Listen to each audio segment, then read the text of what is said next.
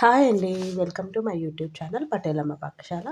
ఈరోజైతే మనం బిర్యానీ మసాలా, అదేవిధంగా చికెన్ కర్రీస్‌లోకి, మటన్ కర్రీలోకి, చికెన్ ఫ్రై, మటన్ ఫ్రైలో కూడా అన్నిటికీ ఉపయోగపడే మసాలా అయితే మనం ఈ వీడియోలో చూసేద్దాం.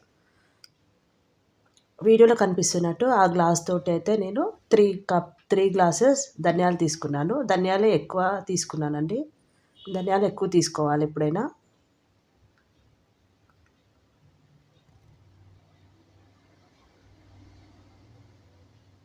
3 గ్లాసెస్ తీసుకున్నానండి.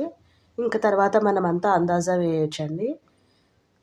3 గ్లాసెస్ అంటే మినిమం 150 గ్రామ్స్ ఉంటాయండి.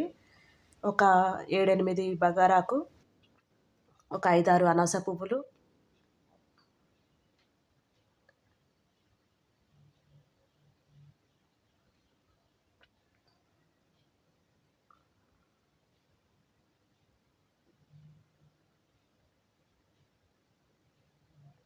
అవి అనాస పువ్వులండి. అవే చూపిస్తున్నాను. ఇంకా ఒక 4, 5 మరాఠీ మొగ్గ, ఒక జాజికాయ, ఒక 2-3 జాపత్రి వేసుకోవాలండి. చిటికెడు సోంపు, ఒక 2 టేబుల్ స్పూన్ల జీలకర్ర,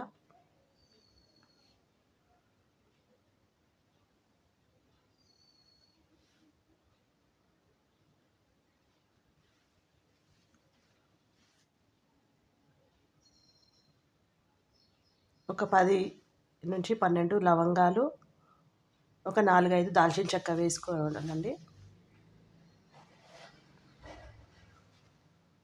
ఇంకా మిరియాలు.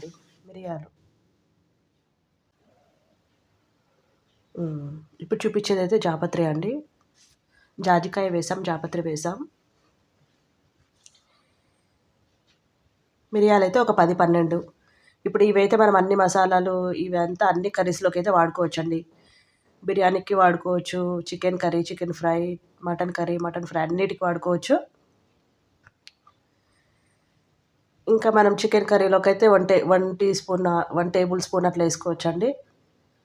ఇంకా బిర్యానీకి అయితే ఒక 2-3 టేబుల్ స్పూన్స్ పెద్దవి వేసుకోవచ్చు. ఇంక ఇవన్నీ మనం డ్రై రోస్ట్ చేసుకొని మిక్సీ పట్టుకోవటమే అండి.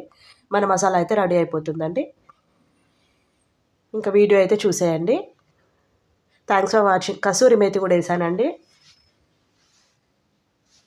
ఇంగ్రీడియంట్స్ అన్నీ కూడా నేను మళ్ళీ డిస్క్రిప్షన్లో అయితే పెడతానండి, చెక్ చేయండి. థ్యాంక్స్ ఫర్ వాచింగ్ అండి. నచ్చితే ఒక లైక్, షేర్ చేయండి, సబ్స్క్రైబ్ చేసుకోండి అండి. థ్యాంక్స్ ఫర్ వాచింగ్ అండి. మళ్ళీ నెక్స్ట్ వీడియోలో కలుద్దాం.